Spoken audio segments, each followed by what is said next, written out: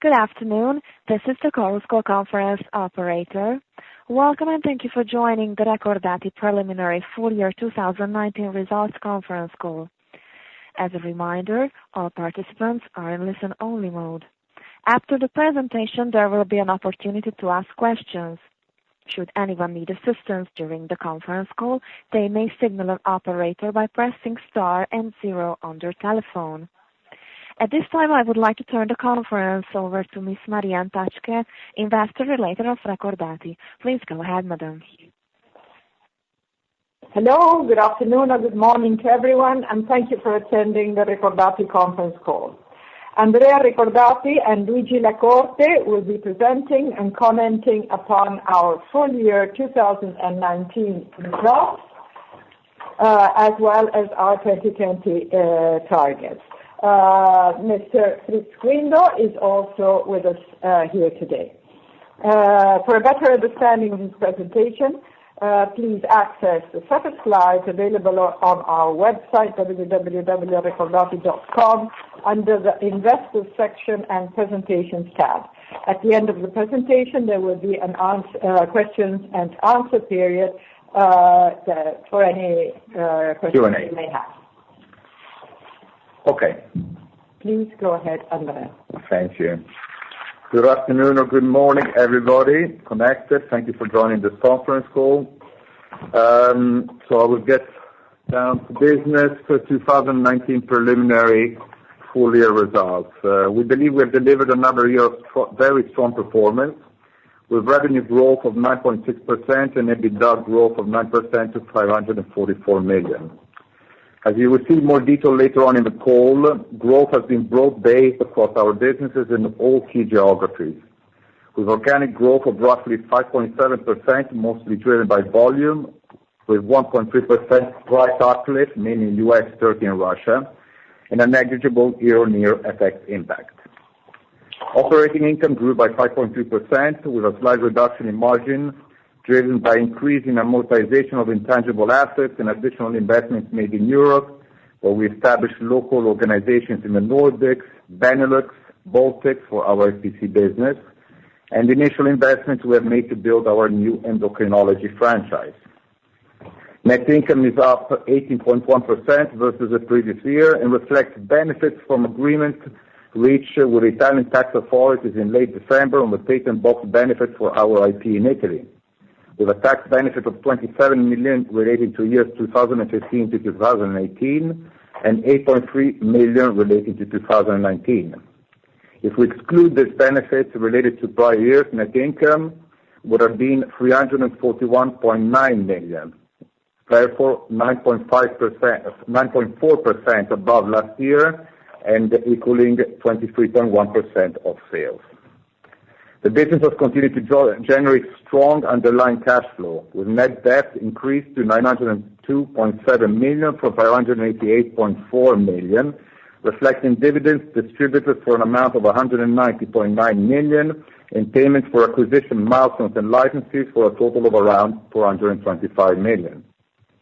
Aside from this strong performance, we also further reinforced the group of two important business development transactions, being the acquisition from the German pharmaceutical range of the exclusive commercialization rights of Juxtapid in Japan, and the important strategic transaction which we closed in Q4 with Novartis for the acquisition of Signifor LAR, and Industria from Novartis, which contributed already 10 million of net revenue in Q4 of last year. Before handing over to our new CFO, Luigi La Corte, who will provide more details on our financial performance in 2019, let me provide you some more updates on the opportunity we had with the new endocrinology portfolio. So please, next slide, slide 3. This acquisition from Novartis is one of the most important transactions for the group, or that the group has made to date, and will contribute decisively to us becoming an important player in the rare disease space worldwide. We're in the process of building an endocrinology hub in Basel to handle all regulatory, supply chain, medical affairs, and commercial aspects, and manage commercial aspects of this new franchise on a global level. We're also setting up a specialized team in the US with the objective of improving the performance of Signifor and ensuring a successful launch of Industria once it is approved. At the same time, we're also ramping up our organization in Europe and in the rest of the world in order to provide proper focus for our endocrinology franchise. All told, more than 70 people are being added to the Recordati Rare Disease organization worldwide. Next slide, 4 please. In this slide, we focus on Signifor, a somatostatin analog for the treatment of Cushing's disease and acromegaly, with potential peak sales of more than 100 million. Last year, as you can see in the slide, Signifor grew by 4% in almost all key markets. We are proceeding with the relaunch activities linked to Signifor LAR, especially in the US, as Novartis has deployed limited resources in recent years, as already previously mentioned. More than 70% of sales are generated by the LAR formulation, and the switch from the subcutaneous formulation shows an increase in adoption by Cushing's disease patients as well as a strong uptick in acromegaly patients. Opportunities in new geographies are also under evaluation. We will be able to sell directly to the market once the market authorizations are transferred from Novartis to Recordati Rare Diseases. This transition is expected to take place in Q1 in the US and in early Q2 in Europe, with other key markets following in Q3 of this year. Next slide, please. So we're obviously very excited with the recent developments related to Isturisa, the new therapeutic option for Cushing's syndrome recently approved by the European Commission in January of this year, and for which orphan drug status was confirmed late last year. We have started market access activities and plan to launch in selected European markets during late Q2 and early Q3 2020. For the US markets, we have a PDUFA date on the 7th of March of this year, which could lead to a potential launch in 2020. In line with this, we are already gearing up our organization to support both the relaunch of Signifor as well as the potential 2020 launch of Isturisa in the USA. Regarding the Japanese market, we're planning to file in Q2 2020. Isturisa is a potent inhibitor of cortisol production, with the majority of patients achieving and maintaining normal cortisol levels at the end of the 8-week withdrawal period, as demonstrated by the link-free study results. A strong clinical profile and acceptable side effects profile lead us to be optimistic that this could be a very successful product, with interesting potential sales level, which could be materially above the 100 million preliminary evaluation already communicated. In May at the Capital Markets Day, when we will present our new 3-year business plan, we will provide a firmer estimate of the whole of our endocrinology franchise going forward. I now leave the floor to Luigi to take you through our 2019 results in more detail. Thank you. Grazie, Luigi. Thank you, Andrea, and once again, good afternoon and good morning, everyone. I'm delighted to have this first opportunity to comment the Recordati 2019 results. I will start with revenue on slide 6.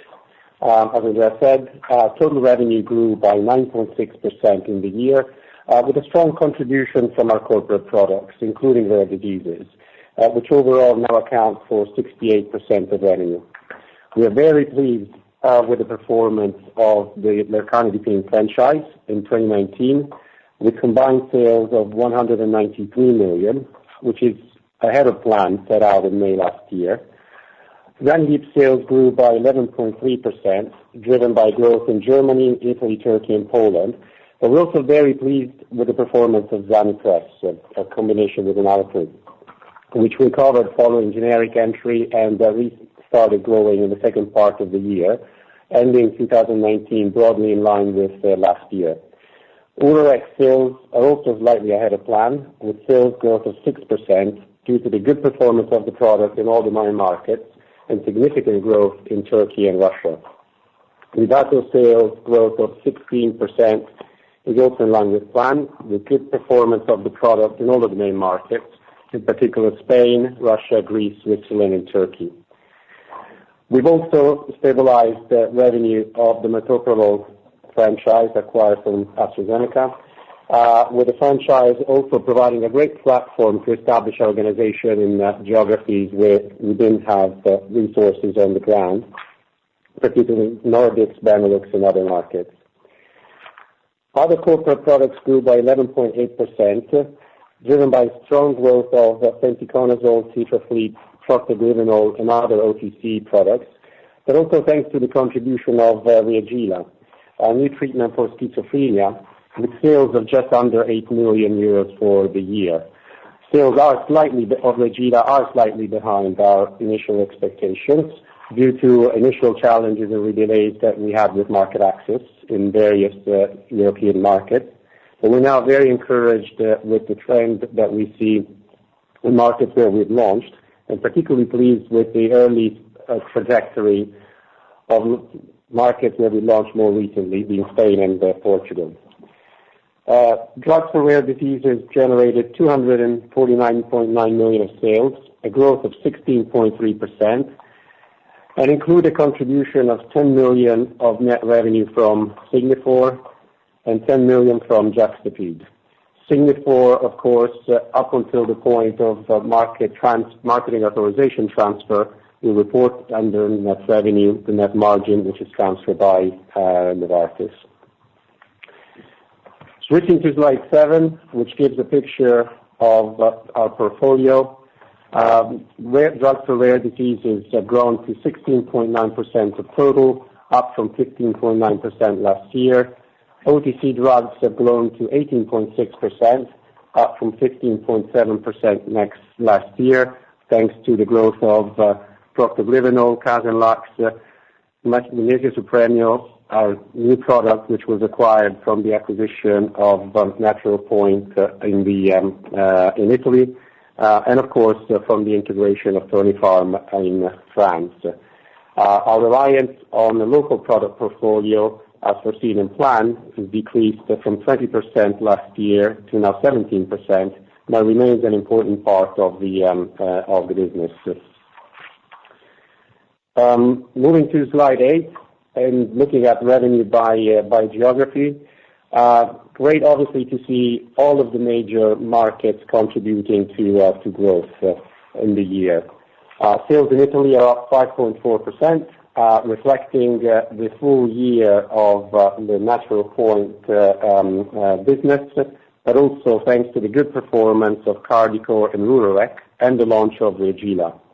Sales in France are up 19.4%, thanks mainly to the addition of the product portfolio of Ginkor and Alodon, products belonging to Tonifarm, the French company acquired in 2018.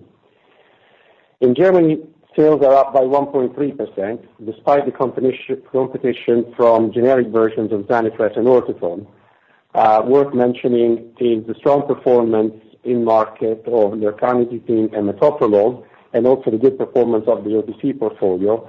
And again here, a good contribution from the launch of Reagila in the spring of 2018. Revenue generated in Russia, Ukraine, and other CIS countries is 120.2 million, up 13.8% versus last year, and includes an estimated positive FX gain of 3.4 million, mostly in the later part of the year. Sales in Russia in local currency are up 11%, with strong growth of corporate products, Livazo, Urorec, Zanity, and prostaglandinol. Sales in the U.S., which as you know is dedicated to products for treatment of rare diseases, are up 8.5% or 2.8% in local currency, with strong growth of Carbaglu and Cystadane, offsetting competition from generic entries, eroding Cosmogen, erosion which we are pleased to say has now stabilized in the later part of the year. Spain sales are 94.7 million, up 6.5%, mainly due to the performance of Citrafleet, Livazo, Lurorec, Casenlax, and Urorec, and also of our OTC portfolio. Turkey had a very strong year, with revenue growth in local currency of over 33%, driven by both exceptionally high price increases realized at the beginning of the year, but also of around 20%, and also strong underlying volume growth of the business, both of our corporate products and also our local product portfolio. The significant increase in sales in other European countries is mainly due to the growth of sales in Poland and Czech Republic, as well as the direct commercialization by Recordati organizations in the Nordics, Benelux, and Baltics, where sales were previously through licensees. Other international sales growth of 1% reflects the integration of the local portfolios in the local markets, as just said, which offset strong growth of lercanidipine and pitavastatin in international markets. North Africa, as was the case in prior quarters, slightly down due mainly to import challenges in Algeria, which offset underlying growth in our local Tunisian business. Moving on to slide 9, as you will see, our distribution of revenue remains well balanced across different geographies, with Italy now accounting for less than 20% of total group revenue. Well, it's nice to see contribution of markets with stronger underlying growth, being Russia, Ukraine, Turkey, and other Central and Eastern European markets, slightly growing in terms of total percentage of the group sales. As commented, international sales decreasing because of the localization of business where we used to in the past sell through distributors. Moving to slide 10 and to the P&L, I've commented already on revenue.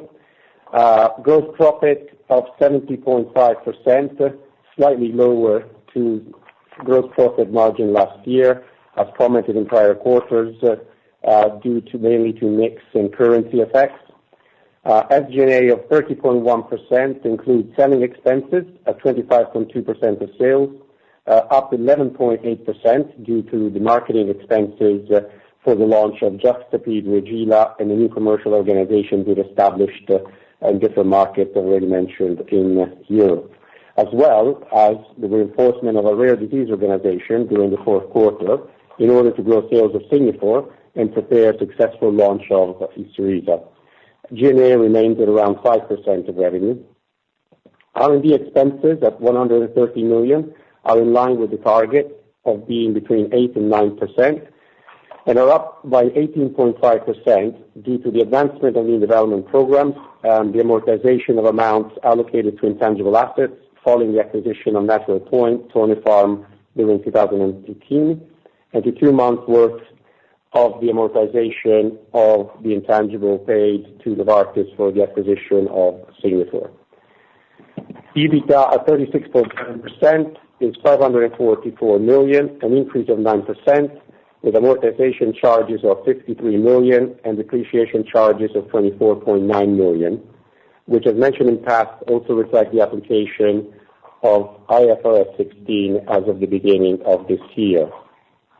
Financial charges in the period of 21.1 million, an increase of 3.2 million, mainly due to the additional borrowing in the second half of the year to fund the transaction with Novartis. Net income, as Andrea explained, of 368.9 million, reflects the exceptional benefit achieved through the finalization in late December of an agreement around patent box benefit for our Italian affiliate, which is in total 35 million, of which 27 million relating to previous years, period 2015 to 2018, and 8.3 million related to 2019. Moving to slide 11. As we said, treatment for rare diseases now account for close to 17% of revenue and now account for over 22% of EBITDA and 23.5% of EBIT, a share which is we expect to further grow in line with our plan ambitions in 2020, thanks to the addition of the new businesses. Some reduction in margin for rare diseases over the course of 2018 due to investments that we've made to support these new launches and for the increase in amortization arising from the recent acquisitions. Margins on specialty and primary care remain broadly in line with last year. Turning over to slide 12, in terms of looking at our net financial position, net debt of 902.7 million is an increase of 314.3 million versus 2018, but reflects 190 million paid in dividends during the year and 425 million paid for acquisitions and milestones, mainly 26.4 million, which were paid for the license agreement with Farmaceutica for the exclusive rights to Juxtapid in Japan, milestones of around 47.5 million paid to Helston for the license agreement for Ledaga, and 350 million paid to Novartis for the acquisition of Signifor and Isturisa. Net financial position also reflects, as previously commented, impact of application of IFRS 16, which adds 27.7 million to our net debt. Group's underlying cash generation, excluding dividends and transactions, remains strong and around 100% of net income. On a pro forma basis, adjusting for a full year EBITDA of the acquired Signifor business, net debt to EBITDA will be around 1.5 to 1.6 times, which is in line with the target we set for our plan. So once again, a strong year of financial performance, and now I hand over to Andrea, who will discuss the outlook for 2020. Okay, thank you very much, Luigi. So moving on to the guidance for 2020. The first slide 13, basically recaps all the financial or key assumptions behind the guidance. So, as already indicated in our business plan, which was announced last May, we will be facing generic competition starting this year for two of our products, Urorec and Vivazon. However, the continued underlying volume growth of the rest of our specialty and primary care portfolio is expected to offset the impact of the entry of generics for these two products. We also expect double-digit growth for our rare disease business thanks to the good performance of Ledaga, Juxtapid and Cystadrops, offsetting the expected erosion of Panhematin in the U.S. due to the launch of Givosiran. And also, clearly, we're expecting this double-digit growth due to the incremental revenue from the Signifor franchise and the initial launch of Isturisa in Europe. No U.S. sales for Isturisa are included in our guidance at the moment. As already mentioned, our targets include additional investments also to support the relaunch of Signifor and launch of Isturisa. R&D costs increased to between 9 and 10%, mainly due to the amortization charges related to recent asset acquisitions and the ongoing endocrinology products clinical trials. There is a slight improvement in EBITDA margin due to a product country mix and stable operating income margin, which shows the sustainability of our margins also in 2020, with a slight improvement actually. Income tax rate is expected to decrease to between 23 and 24% thanks to the patent box tax benefit in Italy. And in our numbers and guidance, as always, we have not included any acquisitions or business development initiatives for 2020 targets. However, we do have a rich pipeline of opportunities under evaluation currently. Our 2021 planned financials announced at a Capital Market Day in May last year for 2021 is confirmed. Moving on to the last slide of the presentation with the actual guidance targets. As you can see, the 2020 targets show, based on the preceding assumptions that I just showed in the slide before, we expect revenues between 1,550 million and 1,580 million euros, an EBITDA between 580 and 590 million, an EBIT between 490 and 500 million, and a net income between 360 and 370 million. Again, we have not included initial sales and we have not included full promotional costs for Isturisa launch in the U.S. We have obviously included some pre-marketing activities and preparations for the launch, but not the fully fledged promotional costs that you would expect in a launch plan. And as mentioned before, and I'd like to stress this one last time, these targets do not include any business development initiatives of any sort, being active deals, acquisition of companies, and so forth. So this takes me to the end of the presentation, and I think that at this point we can open for the Q&A session around our presentation. Operator, thank you. Please open the Q&A section. Excuse me, this is the Chorus Call conference operator. We will now begin the question and answer session. Anyone who wishes to ask a question may press star and one on their touchtone telephone. To remove yourself from the question queue, please press star and two. Please pick up the receiver when asking questions. Anyone who has a question may press star and one at this time. The first question is from Niccolò Storer with Kepler Cheuvreux. Please go ahead. Yes, thank you, and good afternoon, everyone. First question is on 2020 guidance. If we can go a little bit more in depth, because if I strip out the impact of Signifor, I would basically be left with very, very moderate growth. So, which assumptions you used on your main products, and in particular on Urorec and Livazo, which are expected to go off patent? The second one is on cash generation. Basically, if I start from your net income plus D&A, I end up with 450 million roughly, minus dividend, minus the 425 of M&A and related activities, minus IFRS 16 impact. At the end of the day, I'm still some 100 million short of your 900 million reported. So if you can elaborate on that. Thank you. So in terms of, so this is Luigi, thank you for the questions. I'll take them to start with. In terms of assumptions on products, I'll point back to the slide I show about the growth drivers for this year, which basically remain valid for 2020, with the exception, obviously, of Urorec and Livazo. On Urorec, we have seen generics enter the market as expected, and we expect a generic impact of around 40 million for the net revenue for the year. And on Livazo, we're still expecting generics as of August of this year, with an impact of around 7 million. So that's to address your question with regards to generic impacts. In terms of cash generation, I'm not sure on the maths you've done. Let me just point out that on net income, obviously the 35 million of tax benefit, which we have highlighted, is a non-cash item for 2019. We will see the benefit in terms of cash flow mostly in 2020 and then 2021. Let me just add something, please.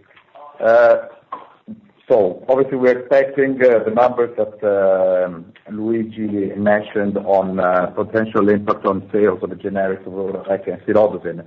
However, like I mentioned before, we do expect continued underlying growth also in USDC. This is mainly driven by a moderate growth on some of our key corporate products, let them be lercanidipine, metoprolol, and the Casen portfolio. We are expecting to double the sales of cariprazine in 2020, and we're also seeing strong growth coming from our OTC portfolio, especially in Central Eastern Europe. Some key local portfolio products of some of our subsidiaries, you know that we have some key local products, are also performing and growing on last year. And obviously, also, let's not forget that we have Central Eastern Europe, Russia, CIS, and Turkey, which are still showing strong underlying growth. Finally, clearly, like I mentioned in the presentation of the assumptions, that we're seeing and expecting double-digit growth on our rare disease portfolio. I hope that kind of gives you an idea of what the growth drivers of going forward in 2020 are expected to be. Thank you. The next question is from Casey Arikatla with Goldman Sachs. Please go ahead. Hello, everyone. Thank you for taking my questions. I have two, please. The first one, you mentioned that your guidance includes expected pan-Imitin erosion in the U.S., given competition from Givosiran. Can you give us a sense of how big the product is in the U.S. for you? And also, how are you thinking about erosion in 2020? And how should we think about it going forward? Is it only going to be a 2020 event, or do you expect it to last for several years? And the second one looks like on Osilodrostat, you're advancing your timeline guidance in the U.S. from 2022 to 2020. How do you think this will impact Signifor franchise, please, if there is any impact at all? Thank you. Okay, so thank you, Casey. Luigi again here. I'll start with the first question. In terms of Givosiran impact, I think we see it, obviously it will take time for the product to have impact. So to your specific question, is it more a 2020 event or beyond? We see it as being more beyond the 2020. We do think Panhematin will remain an important treatment option for patients. Not all acute intermittent porphyria patients will have a number of attacks that will justify Givosiran use, and even where it will be used, patients will still require hemming during acute phases. So we're not going to give specific numbers on Panhematin sales for the U.S., but let's say we have built in a level of erosion this year, but we expect majority of erosion to happen in 2021 onwards. Your second question, I think, is around revised guidance for Isturisa. And just to be clear, what we've said today is that we are cautiously optimistic around the potential launch of Isturisa in 2020. Of course, we are waiting now for final feedback from the FDA with a PDUFA date in March, on March 7th of this year. We do see continued opportunity to grow Signifor, particularly in acromegaly, and to position Isturisa as a key treatment option for patients for Cushing's disease. I hope that answers your question. It does. Thank you.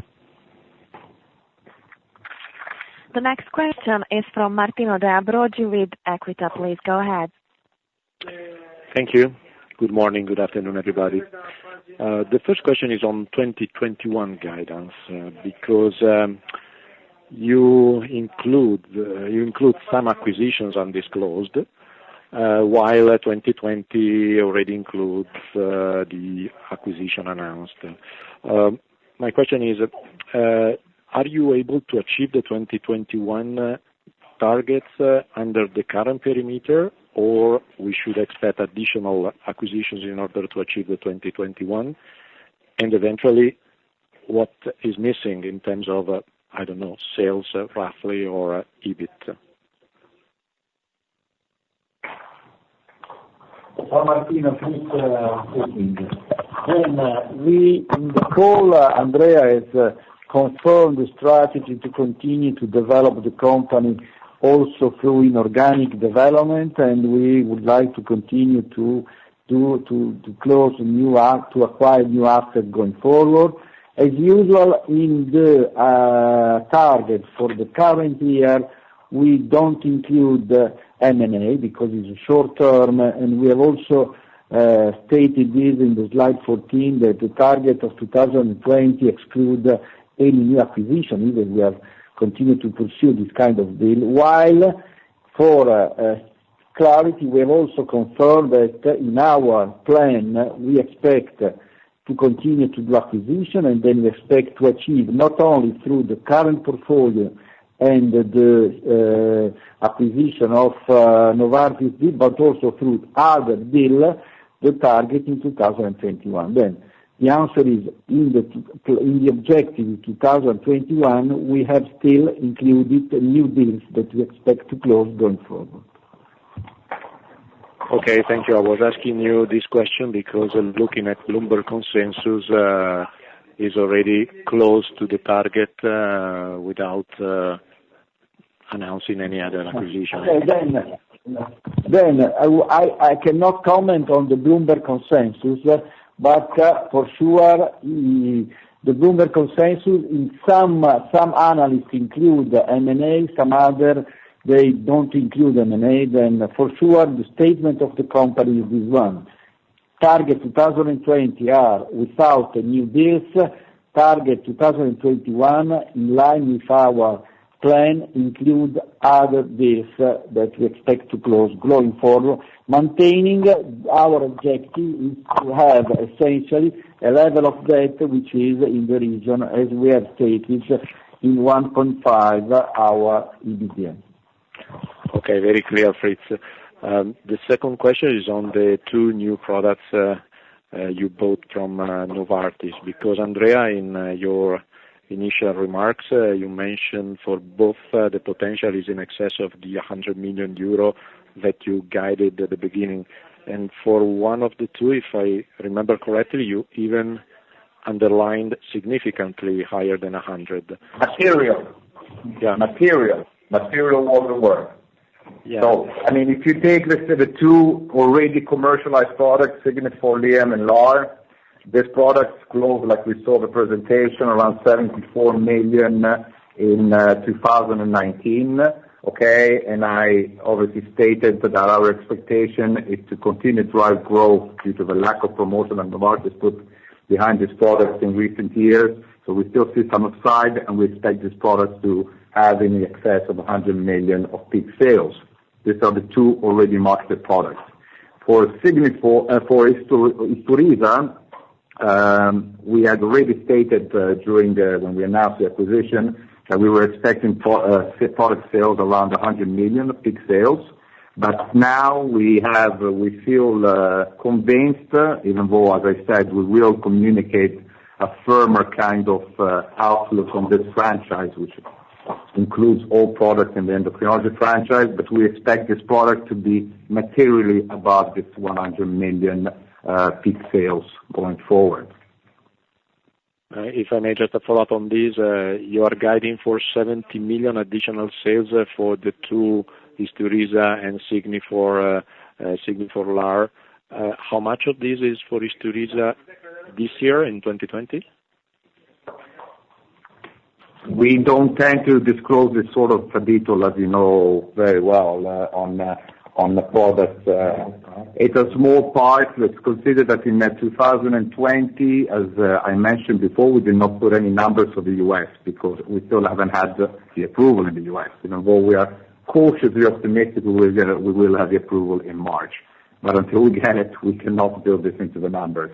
And in Europe, due obviously to the whole pricing reimbursement kind of pathways that we need to follow for market access, having just got the approval of the product in January, we expect to start launching late Q2 and onwards in a selected number of countries, which allow, let's say, which have market access pathways which are faster than in the majority of European countries. So we don't expect to have significant sales for Isturiza in 2020.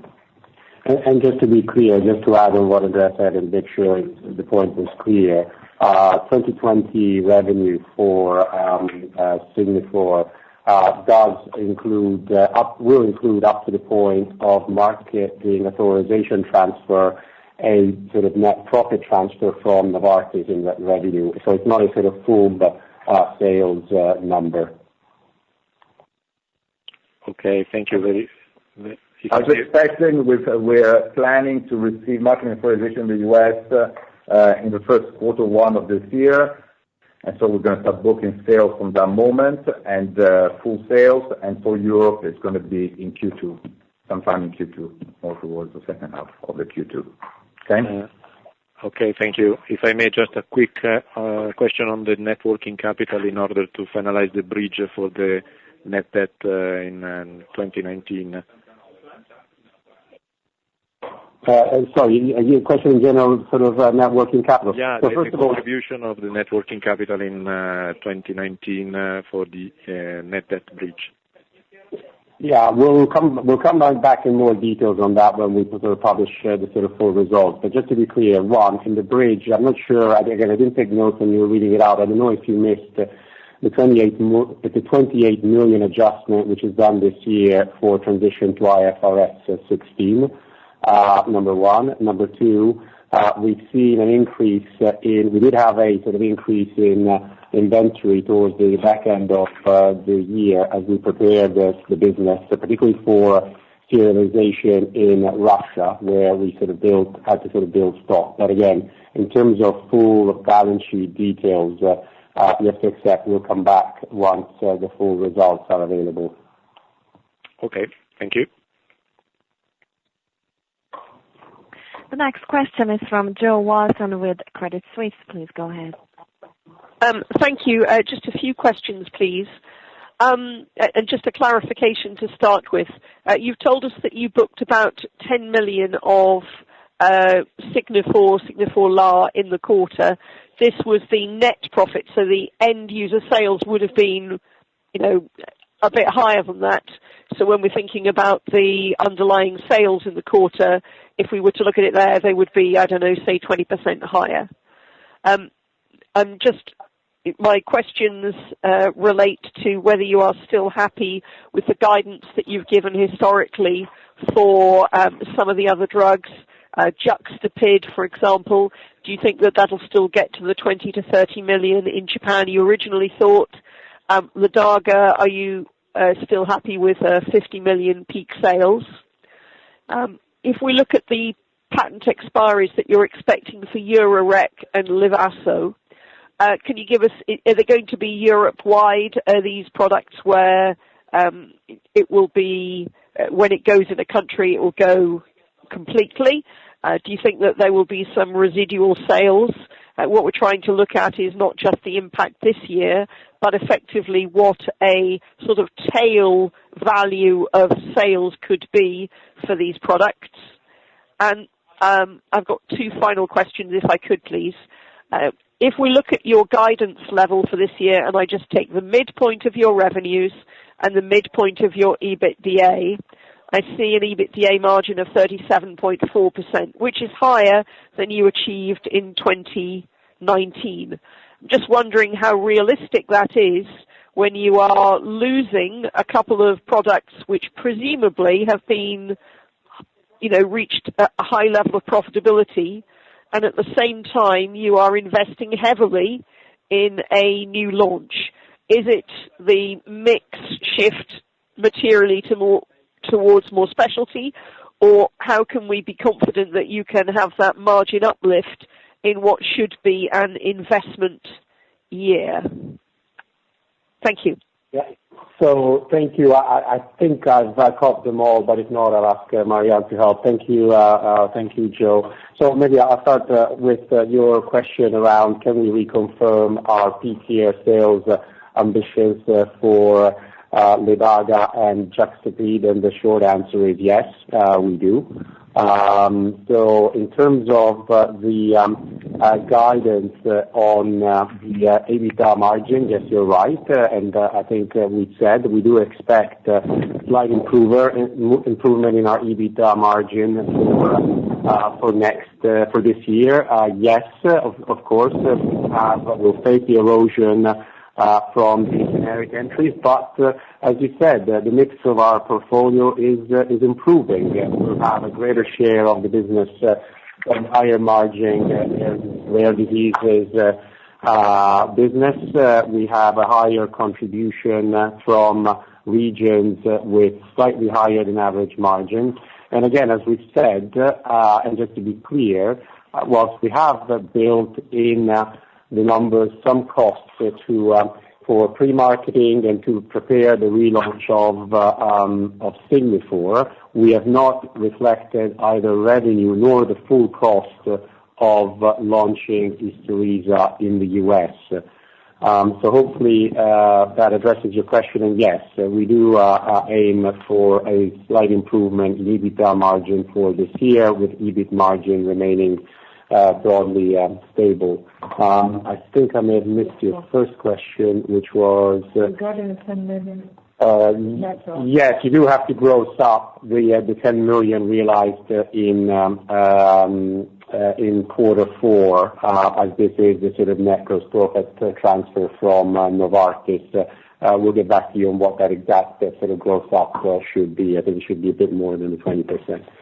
If I could just also ask then, in terms of the SG&A, presumably the fourth quarter SG&A, which was a little bit higher than we've seen in the prior three quarters, that is still not a good guide for the SG&A that we should be expecting in 2020, because it doesn't include any effort effectively on your part to reinvigorate the Signifor franchise. It does include, sorry Joe to interrupt, it does include already an effort, because it goes without saying that we started gearing up the organization already after the summer last year, because it goes without saying that we did not wait for the approvals to arrive. We had to start preparing ourselves for a more marketing authorization transfer. So the reference I made to that organization that we put in place in Basel, which is a fully fledged global BU headquarter with a substantial headcount,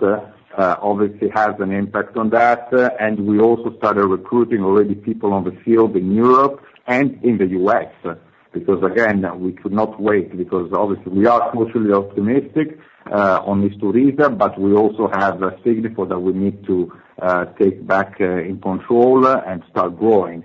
So there was already quite an impact in Q4 on our Q4 numbers on SG&A regarding investment in the endocrinology franchise.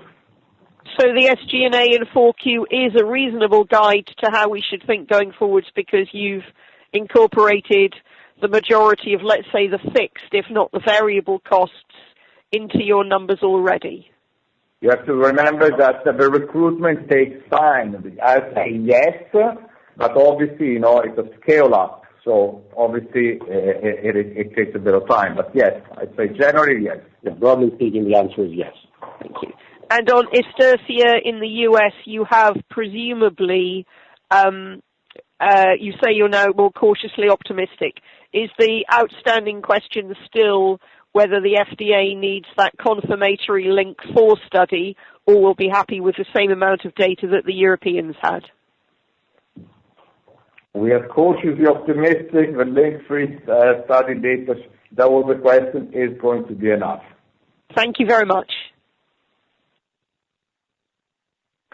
As a reminder, if you wish to register for a question, please press star and 1 on your telephone.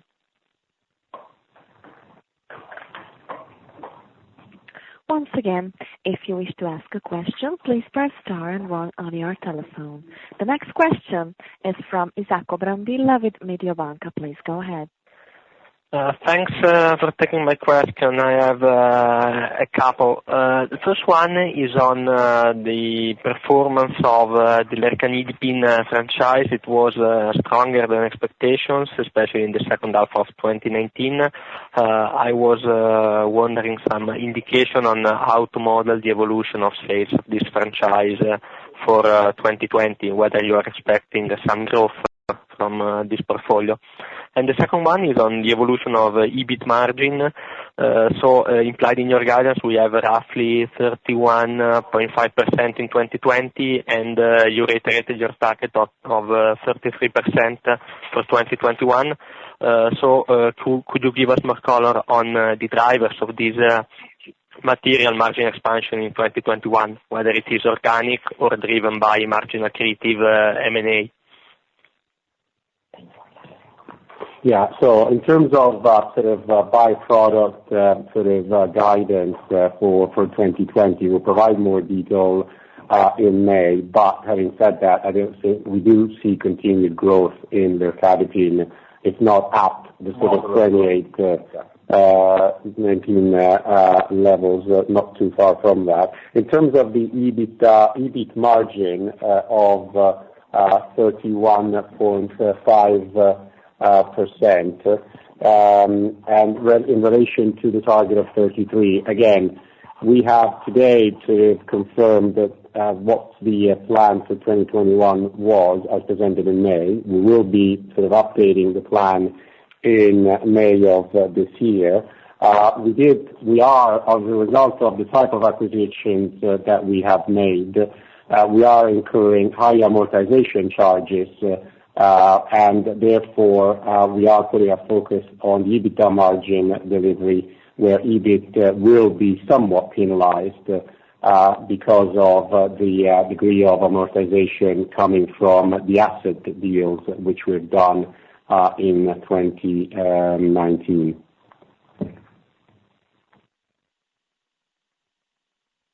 Okay. Thank you. Once again, if you wish to ask a question, please press star and one on your telephone. For any further questions, please press star and one on your telephone. Gentlemen, there are no more questions registered at this time. Okay, then. Thank you very much, everybody, for connecting, and have a good Valentine's Day and a good weekend. Goodbye. Bye-bye, everybody. Ladies and gentlemen, thank you for joining. The conference is now over, and you may disconnect your telephones.